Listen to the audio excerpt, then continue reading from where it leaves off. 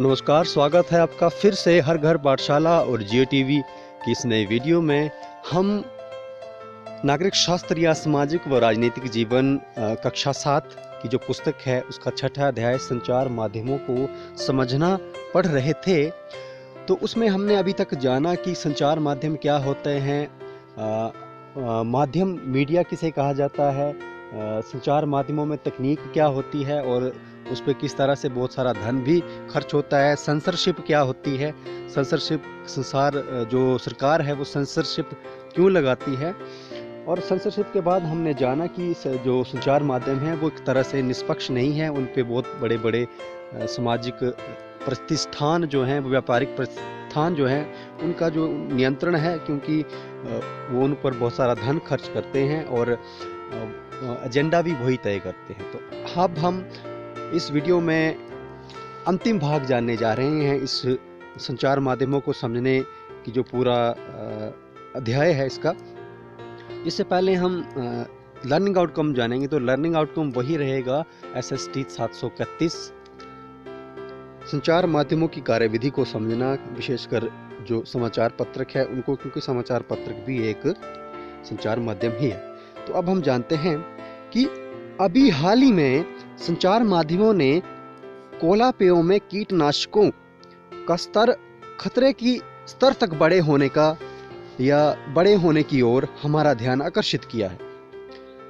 उन्होंने कीटनाशकों की अत्यधिक मात्रा में होने वाली रिपोर्ट प्रकाशित की थी और इस तरह हमें कोला पेयों को अंतर्राष्ट्रीय जो गुणवत्ता और सुरक्षा मापदंडों के अनुसार नियमित रूप से नियंत्रित करने की आवश्यकता महसूस कराई। तो ये देख लीजिए, ये वो जिसको हम कह सकते हैं आर्टिकल या विज्ञापन है, जिसमें ये जाना कि जो कोका कोला या पेप्सी इस तरह के उत्पाद हैं या जो भी कोला पेय है उनमें खतरनाक स्तर तक कीटनाशक हो सकते हैं, जिससे हमें नुकसान हो सकता है। तो ये इन्होंने इसमें दिखाया, रिपोर्ट प्रकाशित की। तो उन्होंने सरकार के दबाव के बावजूद निडरता पूर्वक घोषणा की कि कोला पीना सुरक्षित नहीं है। इससे वृत्तांत को पेश करके संचार माध्यमों ने निश्चित रूप से हमारा ध्यान एक ऐसे विषय पर केंद्रित करने की कोशिश की है जिस पर यदि उनकी रिपोर्ट ना आती तो हमारा ध्यान भी न जाता, क्योंकि ऐसे विज्ञापन बहुत बार दिए जाते हैं जिसमें से कोला पेय पीने की पेशकश की जाती है, बहुत बढ़िया तरीके से दिखाया जाता है, लेकिन दूसरा पक्ष भी यह दिखाया कि उनमें हानिकारक कीटनाशक भी हो सकते हैं और उससे हमें नुकसान हो सकता है। कई बार ऐसी घटनाएं हो जाती हैं जब संचार माध्यम उन विषयों पर हमारा ध्यान केंद्रित कराने में असफल रहते हैं जो हमारे जीवन के लिए महत्वपूर्ण है। उदाहरण के लिए, पीने का पानी हमारे देश की बहुत बड़ी समस्या है, एक बड़ी समस्या है। हजारों लोग हैं कष्ट सहते हैं प्रतिवर्ष और मर जाते हैं क्योंकि उन्हें पीने का सुरक्षित पानी नहीं मिलता। फिर भी संचार माध्यम हमें इस विषय पर बहुत कम ही चर्चा करते हुए दिखाई देते हैं। एक सुविख्यात भारतीय पत्रकार ने लिखा है कि कैसे वस्त्रों का नया रूपकार है वो देने वाले डिजाइनरों ने फैशन वीक में धनवानों के समक्ष अपने नए वस्त्र प्रदर्शित करके सभी समाचार पत्रों के मुख्य पृष्ठ पर स्थान पा लिया, जबकि उसी सप्ताह मुंबई में अनेक झोपड़पट्टियों को गिरा दिया गया, पर किसी ने इस पर जरा सा भी ध्यान नहीं दिया। तो संचार माध्यमों को इस तरफ भी ध्यान देने की शायद आवश्यकता है। तो अब ये दो प्रश्न हमारे लिए विचारणीय हैं कि संचार माध्यमों के द्वारा एजेंडा तय करते हुए झोपड़पट्टियों के स्थान पर फैशन वीक की खबर देने से क्या नतीजा निकलता है। तो आप सोचिए इस विषय पे कि क्या नतीजा निकल सकता है। क्या आप जानते हैं कि किसी ऐसे विषय के बारे में जो आपको इसलिए महत्वपूर्ण नहीं लगा क्योंकि संचार माध्यमों में उसे नहीं दिखाया दिया, तो कुछ ऐसा विषय भी होगा जो कि संचार माध्यमों के द्वारा नहीं दिखाया गया, इसलिए आपको महत्वपूर्ण नहीं लगा। तो इस पे हमने विचार करना है। स्थानीय संचार माध्यम क्या होते हैं? यह जानकर कि संचार माध्यम उन छोटे छोटे मुद्दों में रुचि नहीं लेंगे जिनका संबंध साधारण लोगों और उनके जीवन से है। इसीलिए कई स्थानीय समूह अपना संचार माध्यम प्रारंभ करने के लिए आगे आए हैं। कई लोग सामूहिक रेडियो द्वारा किसानों को अपनी फसलों के मूल्य के बारे में बताते हैं और उन्हें बीज और उर्वरकों के प्रयोग के बारे में परामर्श देते हैं। कुछ अन्य लोग काफ़ी सस्ते और आसानी से मिल जाने वाले वीडियो कैमरे इस्तेमाल करके विभिन्न निर्धन समाजों के वास्तविक जीवन की स्थितियों पर डॉक्यूमेंट्री फिल्म बनाते हैं और कभी कभी तो इन गरीब लोगों को ही फिल्म बनाने के लिए कैमरे और तकनीकी ज्ञान का प्रशिक्षण भी देते हैं। दूसरा उदाहरण खबर लहरिया नामक एक समाचार पत्र का है, जो उत्तर प्रदेश के चित्रकूट जिले की 8 दलित महिलाओं द्वारा हर 15 दिन में निकाला जाता है। स्थानीय बुंदेली भाषा में लिखित इस आस्थ पृष्ठ के समाचार पत्र में दलितों से संबंधित विषयों, स्त्रियों के प्रति हिंसा और राजनीतिक भ्रष्टाचार से संबंधित रिपोर्ट होती है।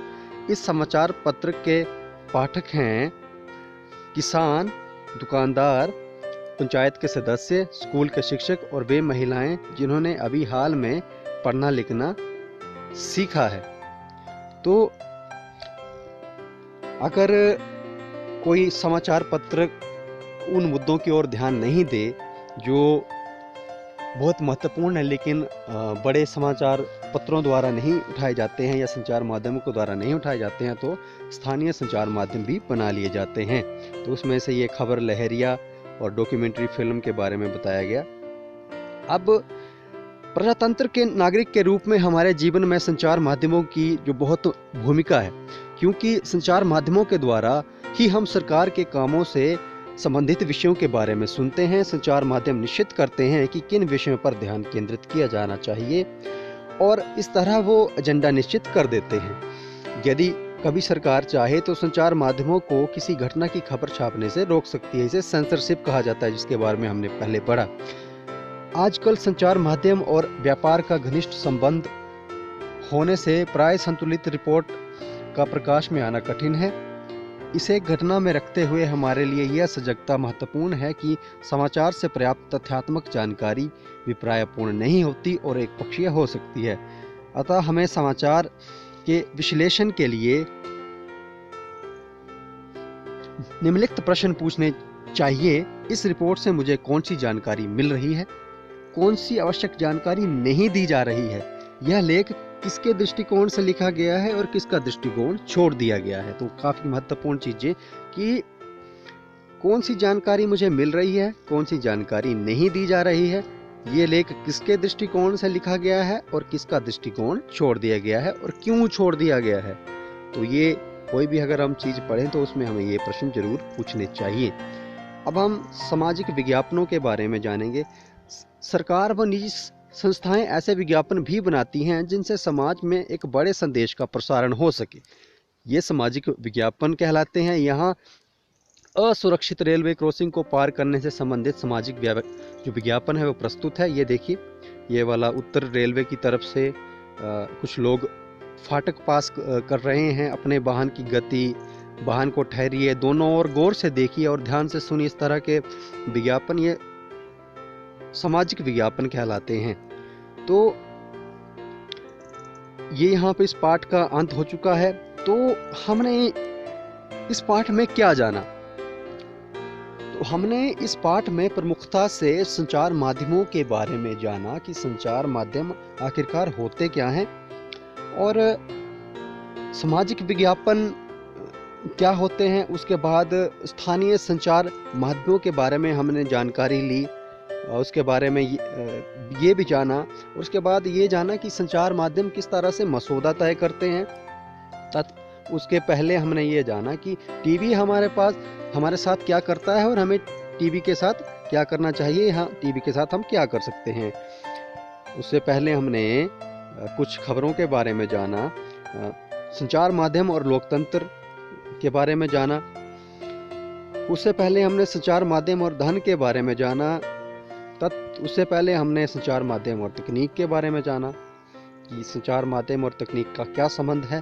संचार माध्यमों को समझना, संचार माध्यम क्या है, तो हमने यहाँ से शुरुआत अपनी की थी। संचार माध्यम क्या है? तो ये जो भी इंटरनेट, मीडिया, अन्य संसाधन हैं, इनको हम संचार माध्यम कह सकते हैं, क्योंकि ये हमारी जो सूचनाएं हैं वो एक स्थान से दूसरे स्थान या एक व्यक्ति से एक दूसरे व्यक्ति या एक समूह से दूसरे समूह तक पहुंचाते हैं।